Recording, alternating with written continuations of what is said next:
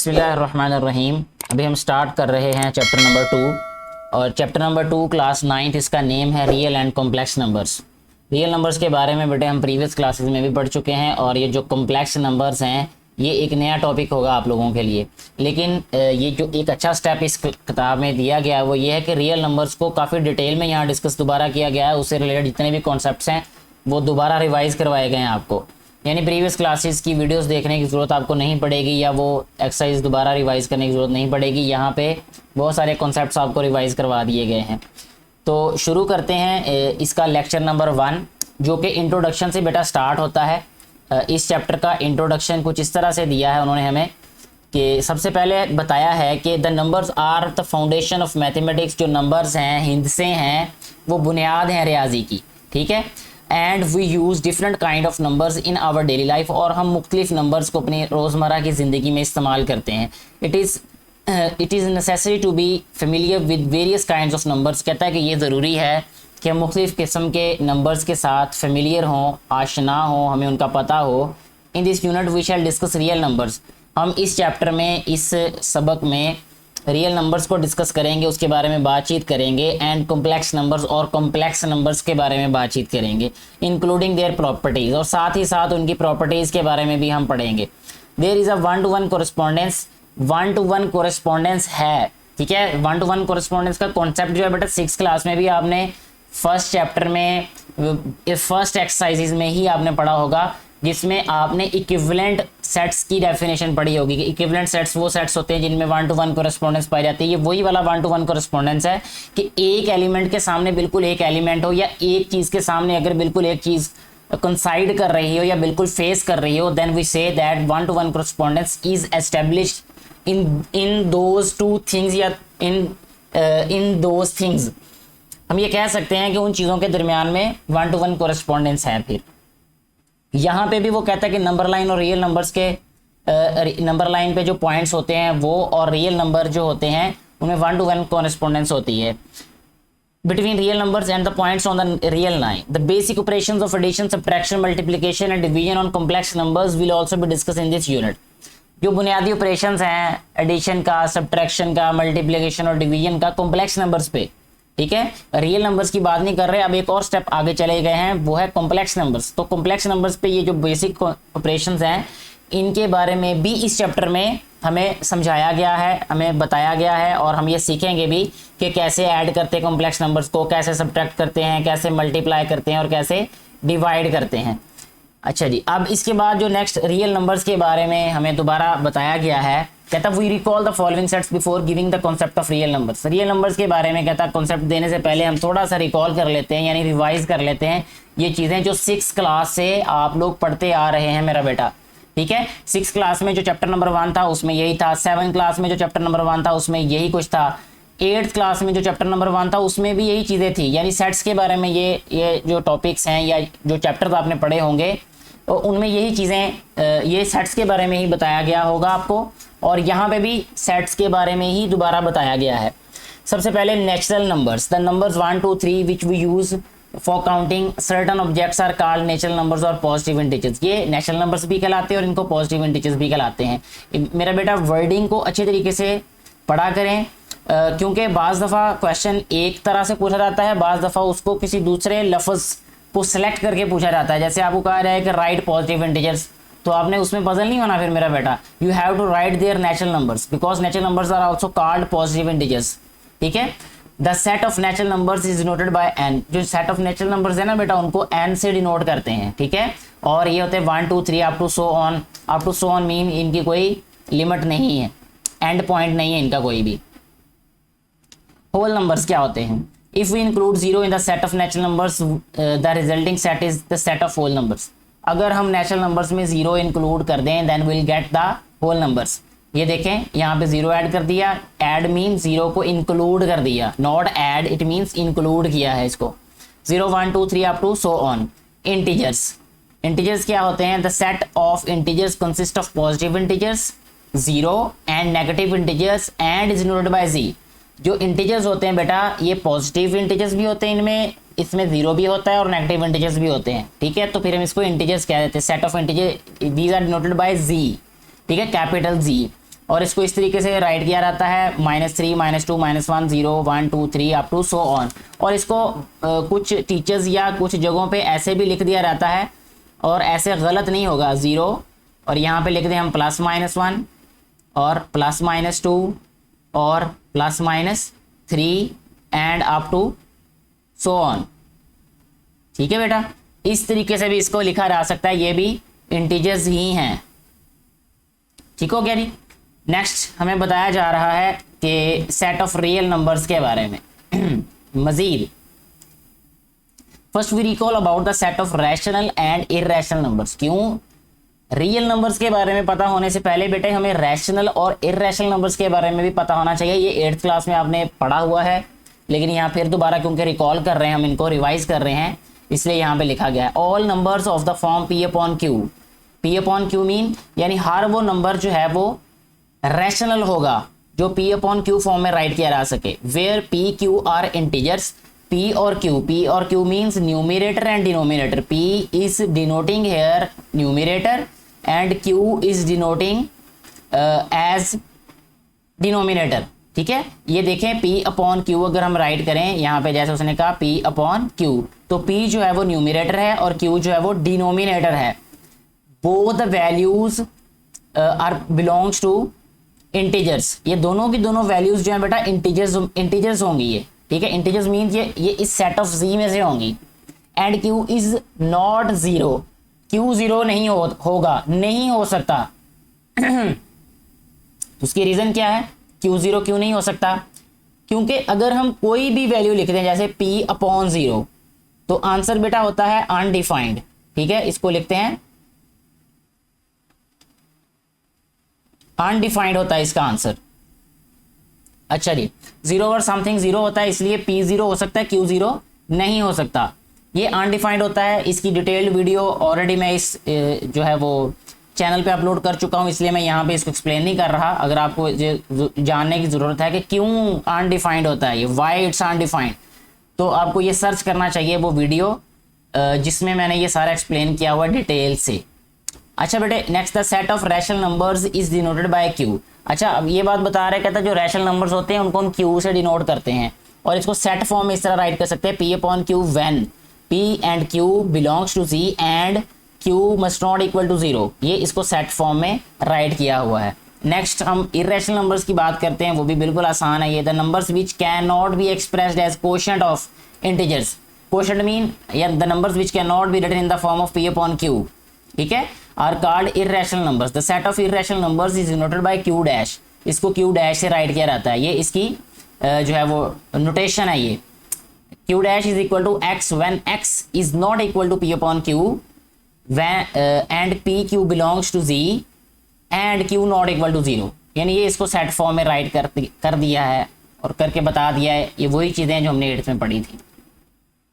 Next बेटा हमें बताया गया for example the numbers √2, √3, √5 and pi and E R all irrational numbers. ये ऑब्जेक्टिवली आपको इंपॉर्टेंट है आपके लिए कि ये नंबर्स जो हैं इंपॉर्टेंटली पाई एंड ई, ठीक है। ये अक्सर एमसीक्यू में दे दिया जाता है कि which number is an irrational number, तो आपको ऑप्शन में पाई दे दिया जाएगा या ई दे दिया जाएगा। तो आपको ये पता होना चाहिए कि ये जो सारे के सारे नंबर्स हैं इन नंबर्स के लिए जो पहले दिए हुए हैं ये वाले, इन नंबर्स के लिए एक आसान सा फार्मूला है या आसान सी बात यह है कि square root of any prime number, square root of any prime number will be an irrational number.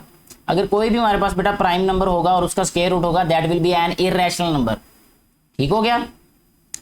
The union of the set of rational numbers and irrational numbers is known as the set of real numbers. अब यहाँ पे वो define कर रहा है real numbers को।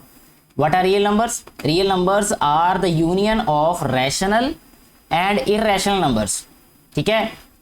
Real numbers are denoted by R and we can write as Q union Q dash.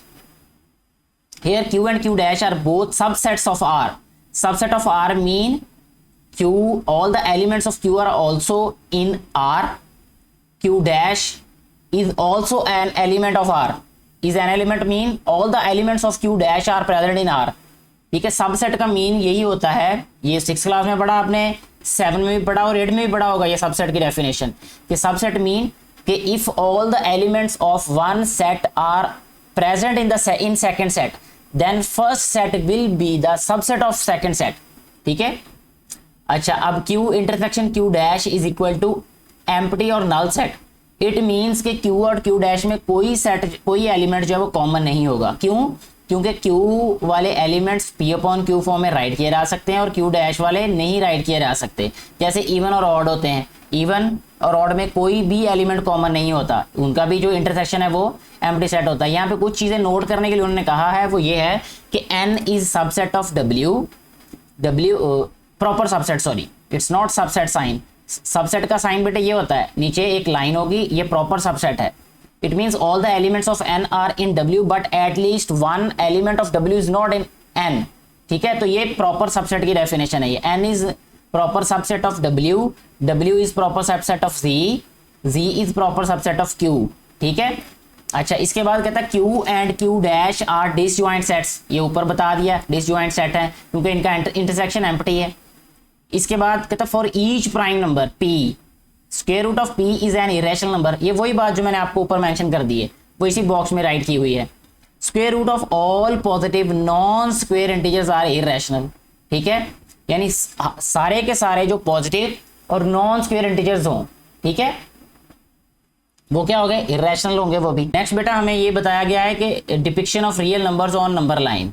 Number line पे कैसे इसको डिपिक्ट करते हैं, कैसे इनको हम रिप्रेजेंट करते हैं। The real numbers are represented geometrically by points on a number line such that each real number a corresponds to one and only one point on number line L। Number line को L denote किया गया हुआ L से, जैसे ये यहाँ पे नीचे नंबर लाइन दी गई है, इसको L से डिनोट किया गया। And to each point P on number line L there corresponds precisely one real number. This type of association or relationship is called one-to-one correspondence. We establish such correspondence as below. ये one two one correspondence का यही मतलब है बेटा। देखिए ये number line है, number line पे ये पॉइंट्स बनाए गए हैं, हर एक पॉइंट के आगे एक नंबर राइट किया हुआ है। जैसे ये ओरिजिन है O, इस पे 0, राइट साइड पे सारे पॉजिटिव नंबर्स आ रहे हैं, लेफ्ट साइड पे सारे नेगेटिव आ रहे हैं। हर एक पॉइंट को एक जो निशान है या एक जो मार्क है वो डिनोट कर रहा है। तो ये वन टू वन कोरिस्पॉन्डिंग इसी को कहते हैं।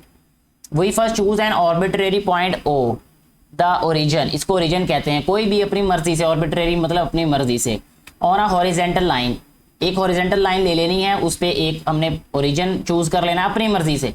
एंड एसोसिएट विद इट, और इसको एसोसिएट करना है रियल नंबर 0 के साथ। By convention, numbers to the right of the origin are positive and the number to the left of the origin are negative. Right side पे हम positive numbers को denote करेंगे बेटा और लेफ्ट साइड पे negative. और ये नंबर लाइन 6 क्लास में भी थी। ठीक है, ये वही नंबर लाइन है जो 6 क्लास में ऑलरेडी आप लोग पढ़ चुके होंगे। Assign the number line, assign the number 1 to the point A so that the line segment OA represent 1 unit of the length.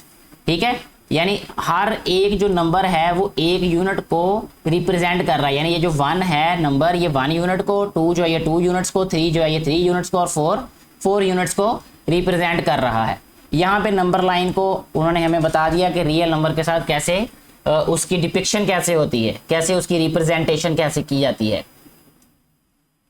अच्छा बेटा जी, इसके बाद हमें नेक्स्ट बताया गया है कि द नंबर ए अब स्मॉल ए की बात की जाए, associated with a point P on L is called the coordinate of P। यानी P के कोऑर्डिनेट कहलाते हैं ये। ठीक है, and L is called the coordinate line. ठीक है, L को कोऑर्डिनेट लाइन कहते हैं और द रियल नंबर लाइन भी कहते हैं इसको। ठीक है, for any real number A the point P dash minus A correspond to minus A lies at the same distance from O as the point P of A corresponding to A but in the opposite direction. अब वो positive और negative का just हमें बता रहा है कि जो पॉजिटिव A है और जो नेगेटिव A है उन दोनों का सेम डिस्टेंस होगा। जस्ट फर्क ये होगा कि एक राइट साइड पे होगा, एक लेफ्ट साइड पे होगा, क्योंकि जो माइनस का साइन है वो ये शो कर रहा है हमें, ये रिप्रेजेंट करता है कि जो पॉइंट है वो लेफ्ट साइड पे जा रहा है। ठीक है, नेक्स्ट है demonstration of number line with terminating and non terminating decimal on the number line. अब टर्मिनेटिंग और नॉन टर्मिनेटिंग डेसिमल फ्रैक्शंस भी 8th क्लास में आपने पढ़े होंगे मेरा बेटा। मजीद यहाँ पे कहता है first we give the following concepts of rational and irrational numbers. Rational numbers, the decimal representation of rational numbers are of 2 types. ठीक है, जो डेसिमल रिप्रेजेंटेशन है रैशनल नंबर्स की वो दो तरह की है, एक टर्मिनेटिंग और रिकरिंग होती है, ठीक है। टर्मिनेटिंग डेसिमल फ्रैक्शंस क्या होती हैं? The decimal fraction in which there are finite number of digits, इनमें फाइनाइट नंबर ऑफ डिजिट्स हो in its decimal part. Decimal part mean point के बाद वाला हिस्सा। पॉइंट के बाद अगर हमें पता हो कि लास्ट वाला नंबर क्या है, लास्ट वाला डिजिट क्या है, that is called terminating decimal fraction. is called terminating decimal fraction. For example, 2/5 is equal to 0.4 and 3/8 is equal to 0.375. Both are terminating decimal fraction because both ends on a specific number. ठीक है, क्योंकि जो division process है ना, ये and हो रहा है एक नंबर पे। 2/5 ये एंड हो रहा है 4 पे, ठीक है। इसका लास्ट नंबर क्या है 4, इसका लास्ट नंबर क्या है 5। अगर हम एक जो डिवीजन है डेसिमल फ्रैक्शन है उसका लास्ट नंबर हम जानते हैं, that is called terminating decimal fraction.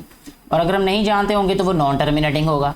अब यहाँ पे नेक्स्ट वही डेफिनेशन हमें बताइए, recurring and non terminating decimal fraction. Recurring reoccur से है, यानी दोबारा रिपीट होना, ठीक है। नॉन टर्मिनेट का मतलब जो खत्म ना हो, रीऑकर का मतलब जो दोबारा रिपीट होते हो। तो ये इसके नेम से ही पता चल जाता है डेफिनेशन का। द डेसिमल फ्रैक्शन जो कि नॉन टर्मिनेटिंग हो, in which some digits are repeated again and again in the same order in its decimal part, यानी डेसिमल पार्ट में जो कुछ नंबर्स जो हैं अगर बार बार रिपीट हों, then that decimal fraction will be recurring and non terminating decimal fraction is called a recurring decimal fraction. For example, 2/9 is equal to 0.22222, it means 2 repeat हो रहा है। इसी तरह 4/11 is equal to 0.363636 up to so on, तो 36 repeat हो रहा है, ठीक है। नेक्स्ट है irrational numbers. It may be noted that the decimal representation for irrational numbers are neither terminating nor repeating in blocks. The decimal form of an irrational number would continue forever. बेटा जो irrational numbers की division होती है ना, वो continue ही रहती है, वो एंड नहीं होती कहीं पे, और उनमें कोई रीऑकरेंस भी नहीं होती, यानी नंबर रिपीट भी नहीं होते। And never begin to repeat the same block of digits, यानी जो वो डिजिट्स रिपीट होते हैं ना, वो भी नहीं होंगे इसमें इरेशनल नंबर्स में। जैसे यहाँ पे देखिए एग्जांपल हमें दी गई है कि √2 है 1.1 1.4142135662, कोई इसमें ना ये ख़त्म हो रहे हैं और ना ही इनमें कोई रिकरिंग नंबर्स हैं, तो इसलिए इसको इरेशनल नंबर बोलेंगे। पाई भी इरेशनल है और ई भी क्या है, इरेशनल नंबर है ये। Obviously these decimal representation are neither terminating nor recurring, ठीक है। These are called non terminating non recurring decimal fractions. Example में उन्होंने हमें, ये एग्जाम्पल भी अभी मैं ऐसे ही सॉल्व करवा देता हूँ, क्योंकि एक्सरसाइज में हमने बिल्कुल ऐसे ही क्वेश्चन सॉल्व करने हैं। एक्सरसाइज बहुत जल्दी सॉल्व हो जाएगी अगर ये सारी एग्जाम्पल्स और ये सारी थ्योरी आप लोग अच्छे तरीके से समझ लेंगे। तो एग्जाम्पल कहता है express the following decimals in the form of P/Q where PQ belongs to Z and Q not equal to 0। 0.3 dash 3 के ऊपर हैट है ना, ये हैट मीन रिपीट हो रहा है। ये 0.23 इट मीन्स ये 23 जो है रिपीट हो रहा है ये। अब इसका सोल्यूशन देखें मेरा बेटा कैसे होगा। सबसे पहला काम क्या किया यहाँ पे उन्होंने, कहता सपोज कर लिया कि ये एक वेरिएबल के इक्वल है, इसको x के इक्वल सपोज किया हुआ है यहाँ पे, ठीक है। यहाँ पे कि x जो है वो इक्वल है 0.3 हैट के 3 डैश के, which can be written as x is equal to 0.33333 up to so on. Note that we have only 1 digit 3 repeating indefinitely. सिर्फ हमारे पास एक नंबर है, एक ही डिजिट है जो रिपीट हो रहा है। So we will multiply both the sides by 10, ठीक है। अगर हमारे पास एक डिजिट होगा, जैसे हमारे पास अगर 0.3 हो, तो इसका पॉइंट खत्म करने के लिए हम ओवर में क्या राइट करेंगे 10, ठीक है। और अगर हमारे पास 2 डिजिट्स होंगे, जैसे इस नीचे वाले बी पार्ट में 0.23 है, तो इसको हम खत्म करके पॉइंट को ओवर में 100 राइट कर सकते हैं। इट मीन इसमें 100 से मल्टीप्लाई करेंगे। तो हम इस पहले वाले पार्ट की बात करें तो इसमें 10 से मल्टीप्लाई किया गया दोनों साइड्स को, तो ये 10x हो जाएगा राइट साइड पे 3.333 अप टू सोन हो जाएगा। इसको फर्स्ट इक्वेशन का नेम दिया, इसको सेकंड का नेम दे दिया, ठीक है। अब इन दोनों को सब्ट्रैक्ट किया तो ये 9x इक्वल हो जाएगा और ये इक्वल आएगा 3 के, तो ये 1/3 आ जाएगा। जब 9 को इधर लेके आए तो 1/3 जो है ये इसका आंसर होगा। इसी तरह इसकी सेकंड एग्जांपल भी देख लें, यहाँ पे 0.23 वही वाले स्टेप्स रिपीट होंगे, जस्ट फर्क क्या होगा कि इसमें हमने 100 पे जो 100 से मल्टीप्लाई करना है दोनों साइड्स पे, उसकी वजह कि ये 2 डिजिट हमारे पास नंबर है, क्योंकि 2 डिजिट्स रिपीट हो रहे हैं। तो यहाँ सबसे पहले क्या किया कि इसको x के इक्वल सपोज किया, फिर 100 से मल्टीप्लाई किया, फिर दोनों इक्वेशंस को सब्ट्रैक्ट कर दिया, ठीक हो गया ना। यहाँ पे देखें ये 100x हो गया, ये 23 प्लस 0.23, ये 23 प्लस x हो गया, इधर आके माइनस हो गया ये, ठीक है। यानी सब्ट्रैक्ट कर दिया दोनों इक्वेशंस को, जिस तरह हमने ऊपर वाला जो पार्ट सॉल्व किया, क्वेश्चन सॉल्व किया। तो ये आ जाएगा 99 x इज इक्वल टू 23.99 आ जाएगा। ठीक हो गया। इस तरीके से हमारा ये वाला पार्ट भी सॉल्व हो जाएगा, ये वाला क्वेश्चन। इसके बाद वो कहता है कि जी representation of real numbers and rational and irrational numbers on number line. Rational numbers और इरेशनल नंबर्स को हमने नंबर लाइन पे कैसे डिनोट करना है। ठीक है, मैं डायरेक्टली लेके जाता हूँ आपको एग्जाम्पल पे, एग्जाम्पल्स करते हैं सॉल्व। और ये बहुत आसान है, ये बहुत ही आसान ये वाले क्वेश्चन हैं। और एक्सरसाइज में भी बिल्कुल ऐसा एक कंप्लीट एक क्वेश्चन है, इसलिए इसको ध्यान से मेरा बेटा समझिएगा। यहाँ पे सबसे पहला पार्ट 2/5 माइनस का है ये। For representing the rational number -2/5 on the number line L divide the unit length between 0 and -1। सबसे पहले ये जो लेंथ है ना, इसको हमने 0 और -1 के जो है ना इसमें डिवाइड करना है। डिवाइड मीन के उतने हिस्से उसके बना लेने। क्यों बना लेने? क्योंकि जब हम 2 को 5 पे डिवाइड करेंगे ना, देखें 2 को डिवाइड करें ना अगर हम 5 पे, तो ये हमारे पास छोटा नंबर है, इसलिए यहाँ पे पॉइंट राइट करके 0, ये आ जाएगा 0.5 4 जार 20। ठीक है, यानी 0.4 ये 0 और 1 के दरमियान में ये वाला आंसर हमारे पास आएगा 0.4। अच्छा, अब देखें क्या किया उन्होंने, into 5 equal parts and take the end of the second part from 0 to its left side. The point m in the following figure represent the rational number -2/5।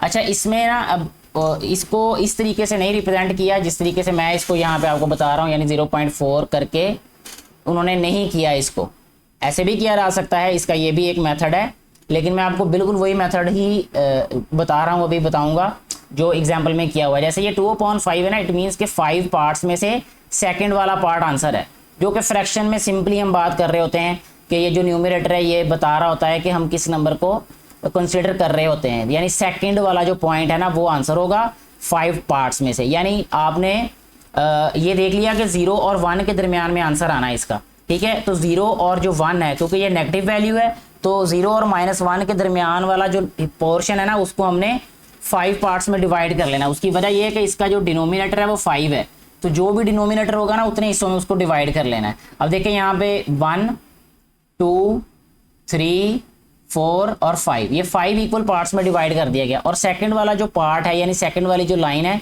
वही इसका आंसर होगा। यहाँ पे ये देखें इधर से 1 और 2, यानी second line, second point, second mark जो है वो आंसर है इसका। ठीक हो गया जी।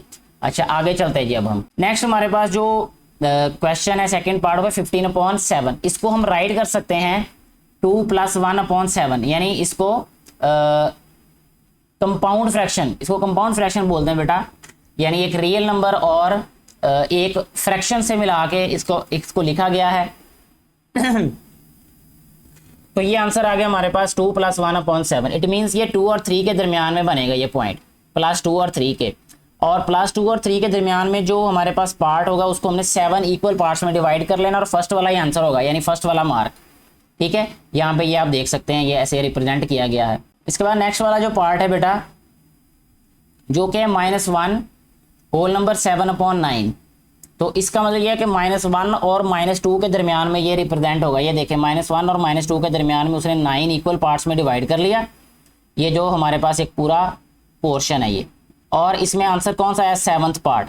ये देखें यहाँ पे काउंट कर ले मेरा बेटा, 1 2 3 4 5 6 और 7, यानी 7th वाला जो मार्क है वो हमारे पास इसका आंसर होगा। ठीक हो गया जी। इसके बाद हमारे पास एक क्वेश्चन है जी, इसका लास्ट वाली एग्जांपल जो है, ये किसी भी इर्रेशनल नंबर को हमने कैसे डिनोट करना है। जैसे ये हमारे पास √2 है या √5 है। ठीक हो गया। उसका तरीकाकार ये है कि इसके लिए हमें ड्रा करनी पड़ेगी एक आर्क। ठीक है, एक आर्क से ये डिनोट होगा क्योंकि ये इर्रेशनल नंबर है। उसका तरीका भी बहुत आसान है, वो ये है कि जैसे यहाँ पे उन्होंने √2 को डिनोट किया है, तो यहाँ पे देखिए मेरा बेटा, सबसे पहला उन्होंने ये किया है कि जो OA पॉइंट है ना उसको भी 1 यूनिट कंसिडर किया, और फिर इसके बाद एक AB पॉइंट है उसको भी 1 यूनिट कंसिडर किया। उसकी वजह यह है कि जब पाइथागोरस थ्योरम को यूज़ करेंगे ना हम, ये बेस है, ये परपेंडिकुलर है, तो इसका हाइपोटेनस आ जाएगा हमारे पास √2। हमें √2 ही चाहिए आंसर। ठीक है ना, तो √2 ही बनाने के लिए हमने इसको 1 यूनिट यहाँ पे लिया और 1 यूनिट ये वर्टिकली लिया इसको, यानी हॉरिजॉन्टली भी 1 यूनिट और वर्टिकली भी 1 यूनिट लिया। जब हम इन दोनों को ऐड करेंगे तभी हमारे पास ये √2 आएगा। तो ये वाला जो ओ बी है ना, ये है हमारे पास है √2। और अगर हम जो कंपास की मदद से यहाँ से एक आर्क लगाएंगे ना जब, तो ये इस पॉइंट पे यहाँ पे आएगी, यानी इस लाइन पे, ये जो नंबर लाइन है, तो ये वाला जो पॉइंट होगा ना, ये आंसर होगा इसका, यानी ये √2 को डिनोट करेगा 0 से लेकर ये इस पॉइंट P तक। तो इस तरीके से ये सॉल्व होगा। अभी आज के लिए इतना ही काफ़ी है। नेक्स्ट वीडियो में हम इंशाल्लाह ये एक्सरसाइज पूरी की पूरी सॉल्व करेंगे। और अभी आप इसकी प्रैक्टिस करें अच्छी तरीके से। जब ये कॉन्सेप्ट्स क्लियर हो जाएंगे तो एक्सरसाइज आप खुद से भी सॉल्व कर सकते हैं। लेकिन डेफिनेटली नेक्स्ट लेक्चर में हम ये पूरी की पूरी एक्सरसाइज सॉल्व करेंगे। मुझे उम्मीद है कि ये सारी बातें, ये सारा लेक्चर आपके लिए बड़ा फ़ायदेमंद होगा, आपको समझ आ चुका होगा सारा कुछ जो समझाया गया, बताया गया आपको। मज़ीद फिर भी कहीं से कोई कन्फ्यूजन हो तो आप कमेंट बॉक्स में ज़रूर राइट किया करें अपने क्वेश्चंस। और अगर वीडियो अच्छी लगे तो इसको ज़्यादा से ज़्यादा बेटे और बेटियों के साथ शेयर करें, अपने दोस्तों के साथ। बाकी जो बेटे और बेटियां हैं, ये पढ़ते हैं, क्लास फेलोज आपके, उनके साथ शेयर करें ताकि ज़्यादा से ज़्यादा लोगों को इनसे फ़ायदा हो सके। Thank you very much.